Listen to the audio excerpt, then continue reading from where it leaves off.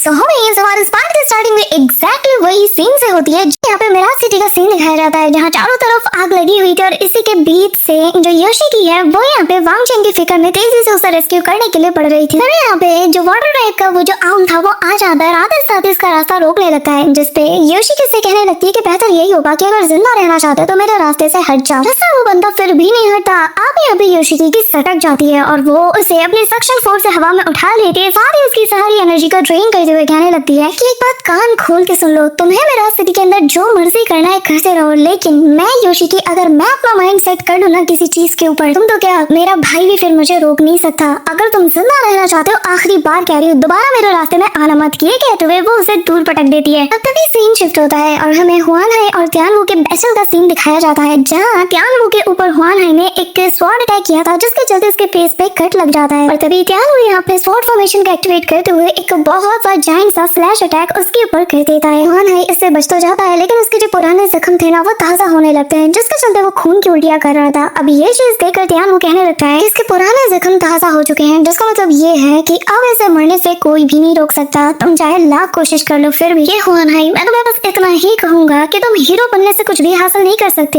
ये सब कुछ छोड़ दो, कोशिश तुम्हारी बेकार है। जिससे हुआन हाई जोर जोर से हंसता है, कहने लगता है कि पर फिर भी मैं एक कोशिश तो जरूर करना चाहूंगा क्योंकि ये काफी ज्यादा अमेजिंग है। अब यहाँ पे उसकी ये बात सुनकर जो त्यान वू है वो अपनी डेमोनिक ऑरा को अनलीश करता है और कहने लगता है कि ठीक है फिर अब मैं तुम्हारी इस विश को जरूर फुलफिल करूंगा। और यहाँ वो अपनी एंशिएंट स्वॉर्ड की द ग्रेट मून स्वॉर्ड को समन कर देता है। और गाइस मैं बता रही हूँ, अगर तुमने मैंने थ्रोन ऑफ स्टील देखा तो उसमें जो कलर्स था ना उसका वो याद है तुम्हें, जो अपना वो ब्लेड यूज करता था उसका भी मून शेप का ब्लेड था। मतलब उसके बाद अगर सेकंड किसी का ब्लेड मुझे पसंद आया तो भाई इसी बंदे का है। तो यहाँ वो अपने मून ब्लेड को समन करते साथ ही हुआन हाई के ऊपर हमला कर देता है। हुआन हाई अपने स्वॉर्ड से उस मून ब्लेड को रोकने की कोशिश करते हैं, लेकिन उसका इम्पैक्ट इतना ज्यादा था कि हुआन हाई को भी पीछे हटने पे मजबूर कर देता है। तभी यहाँ त्यान वो आते साथ ही उसके ऊपर हमला करता है, लेकिन हुआन हाई अपने हाथ से उस अटैक को रोकने की कोशिश करते हैं, लेकिन इम्पैक्ट का क्या होगा, जिसके चलते वो काफी दूर जा गिरते हैं। तभी यहाँ पे वो अपने स्वॉर्ड की ऑरा को रिलीज करते हुए स्पेस में क्रैक कर देता है। अब यहाँ पे उस एंशिएंट स्वॉर्ड को देखते साथ ही ना तो जो अपना हुआन हाई है वो बताने लगता है कि इस स्वॉर्ड को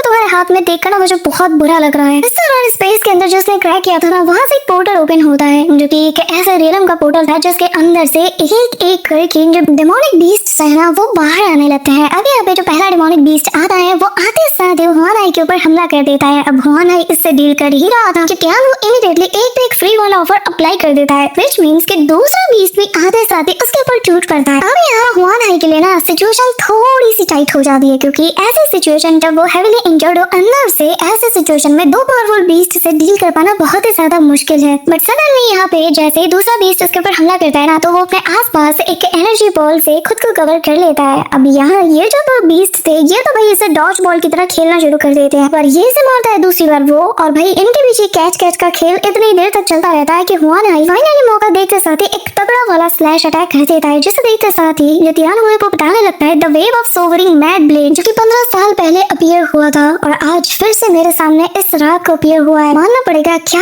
ब्लेसिंग है ये। अब यहाँ हम देखते हैं कि वो उसे डील करना शुरू कर देता है, लेकिन तभी त्यान वू की नजर पड़ती है यहाँ पे वांग चेन और शिव के ऊपर, जो कि यहाँ से एस्केप कर रहे थे। अब इन्हें देखते साथ ही वो इनके पीछे लग जाता है। तभी हुआन हाई नोटिस करता है कि ये वांग चेन और बाकियों के पीछे जा रहा है। अब त्यान वू मून ब्लेड को इनके पीछे लगा चुका था, जिसके चलते बहुत ही जल्द ये इससे टकराने वाले थे, लेकिन हुआन हाई वक्त रहते पहुंच जाता है, एक फ्लैश अटैक से उसकी डायरेक्शन को बदल देता है, जो कि एक सामने वाले जो छोटा सा घर था ना उससे टकरा जाता है। अब यहाँ पे इतनी ज्यादा हड़कंप मच जाती है कि सामने काफी ज्यादा मलबा गिरने के चलते ये लोग आगे नहीं बढ़ पाते, लेकिन त्यान वू यहाँ पे ऑलरेडी इनके पीछे आ चुका था। अब वांग चेन के ऊपर एक बड़ा सा पत्थर का टुकड़ा गिरने वाला था, लेकिन अपनी ब्रोकन जेड स्वॉर्ड के दम पर वो उसे काट के रख देता है। इस दौरान त्यान वू इनके सामने बहुत ही माइटी वे में खड़ा था, जो देखकर जो वांग चेन है उससे कहने लगता है कि तुम्हें शर्म नहीं आती है, इतने तनके मेरे सामने खड़े हुए एक नंबर के दोगले हो, तुमने अभी भी मुझसे एक वादा किया था, आज तुम उसी को तोड़ने के लिए आ गए। अब इस दौरान हुआन हाई के ऊपर हमारी नजर जाती है, जहाँ पे वो अभी भी उन बीस्ट से डील करने में लगा हुआ था, जो देखकर साथ ही उसकी बेटी शान यानी कि शियो उसे अपने फादर की फिक्र होती है। लेकिन हुआन हाई इन लोगों से कहने लगता है कि तुम्हें यहाँ से जल्द निकलना होगा। अब ये लोग एस्केप करने वाले थे, पर त्यान वो वापस से इन्हें दूर पटक देता है, जिसके चलते शियान उस बीस्ट के ऊपर से गिर जाती है, लेकिन फिर भी वो अपने फादर के पास जाने से खुद को रोक नहीं पाती। अब यहाँ वांग चेन उसे आवाज देता है, लेकिन शियान तो अपने फादर के पास दौड़ते हुए जाने लगती है। रास्ते में तियानवू ने अपने मून ब्लेड को शियान के पीछे लगा दिया था, जो कि किसी भी वक्त इसे टकराने वाला था, पर तभी बीच में वांग चेन आते साथ ही एंड मोमेंट में इसकी जान बचा लेता है। अभी यहाँ हुआन हाई की सटक जाती है और वो तियानवू की तरफ किलिंग इंटेंट के साथ देखकर कहने लगता है कि तेरी इतनी हिम्मत है। वो रखता है अपनी स्वॉर्ड को, अपनी पावर्स को अनलीश करते हुए कहने लगता है कि तुम तो हमेशा मुझे बीट करना चाहते थे, हमेशा तुमने मुझे चेस किया है, तुम तो हमेशा खुद को अवेंज करना चाहते थे, तो आज क्या हुआ? कायरो की तरह एक छोटी बच्ची के ऊपर हमला करते हुए तुम्हें शर्म नहीं आई है? ये कहते हुए वो अपने स्वॉर्ड की एनर्जीज को गैदर करना शुरू कर देता है। एक छोटा सा एनर्जी बॉल क्रिएट करते हुए उसकी तरफ देखने लगता है।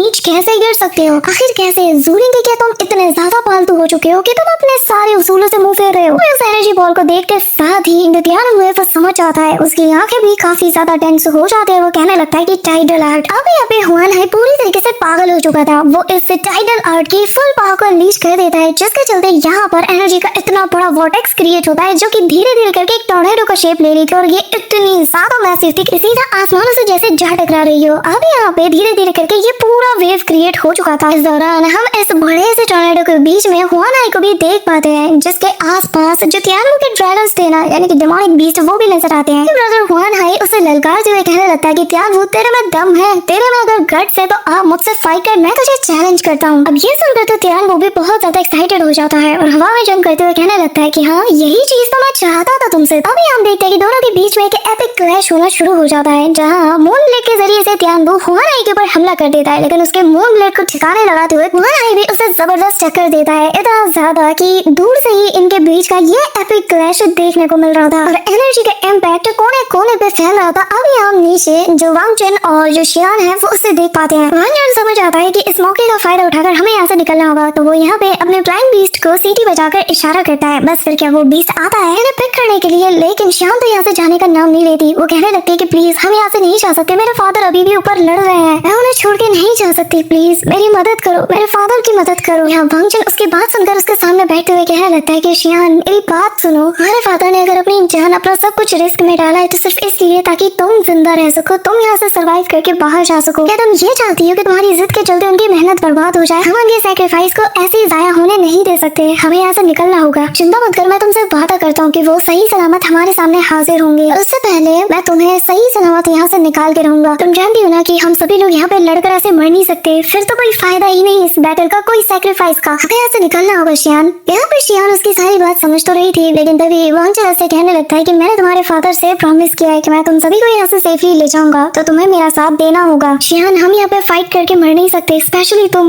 यहाँ पे नहीं रुक सकती। जिस पर शियान रोते हुए कहने लगती है कि पर मेरे फादर का क्या, मैं उन्हें छोड़ के नहीं जा सकती है, तुम्हें समझना होगा। ये कहते हुए शियान रोने लगती है। अब उसे रोता हुआ देखकर वांग चेन को बिल्कुल भी अच्छा नहीं लगता, तो उससे कहने लगता है कि शियान मेरी तरफ देखो, मैं वांग चेन, मैं हेवन की कसम खाता हूँ, मैं अपनी जिंदगी में मरने तक वाटर डीमन तियानवू से फाइट करता रहूंगा, ताकि मैं वाइल्डनेस हीरो के हुआन हाई के सारी काइंडनेस का बदला चुका सकूं। मैं वादा करता हूँ कि मैं उनके सैक्रिफाइस को ऐसे जाया होने नहीं दूंगा। उन्होंने जो मुझ पे एहसान किया है मैं इसे भूल नहीं सकता, और ना ही उनके इस काइंडनेस को। लेकिन शियान तुम्हें मेरे साथ आना होगा। अभी यहाँ पे शियान थोड़ी थोड़ी कन्विंस, साल पहले तुमने सोचा था कि कभी तुम्हारी जिंदगी में ये दिन भी आएगा, तभी उसके पीछे एक क्रैक बनता है, और यहाँ ये जो क्रैक बना था ना, इसे फाड़ते हुए एक डेमोनिक जायंट बीस्ट बाहर आता है। यहाँ पे ये बीस्ट जैसे जैसे इस क्रैक से बाहर आता जाता है ना, तो इसका साइज और ज्यादा बड़ा होता जाता है, जिसको हुआन देखकर सारे मन में कहने लगता है कि अच्छा हुआ कि मैंने लोगों को यहाँ से निकलने के लिए बोल दिया, क्योंकि ये बैटल और ज्यादा इंटेंस होने वाली है। जैसे बात तियानवू से कहने लगता है कि हुआन हाई कान खोल के सुन लो, तुम ये जो हीरो का गेम खेल रहे हो ना, इससे तुम इस मिराज सिटी को नहीं बचा सकते, बिल्कुल भी नहीं। 15 साल पहले जो चीज तुमने शुरू किया था, आज उसका अंत होने का समय आ चुका है, और तुम्हारे साथ साथ ये पूरा का पूरा जो वाइल्डनेस हीरो का किस्सा है ये भी खत्म हो जाएगा। लेकिन मैं फिर भी तुम्हें एक मौका देना चाहता हूँ, वापस आ जाओ, मैं सब कुछ भुला दूंगा। ये सुनते साथ ही हुआन हाई कहने लगता है कि जब से मैं मिराज सिटी में आया हूँ ना, मैंने इन्हें ज्वाइन किया है, तब से लेकर आज तक मैंने कभी भी वापस जाने के बारे में तो सोचा भी नहीं है। सही महीने में देखा जाए तो 15 साल पहले जो फैसला मैंने लिया था वही सही फैसला है, और मैं आज भी उसी पे कायम हूँ। और अगर ऐसे ही जीते हुए मुझे अपनी जान देना पड़े ना, तो तुम भी देख लोगे कि मैं अपने फैसले से मुकरने नहीं वाला, मैं वापस नहीं आऊंगा।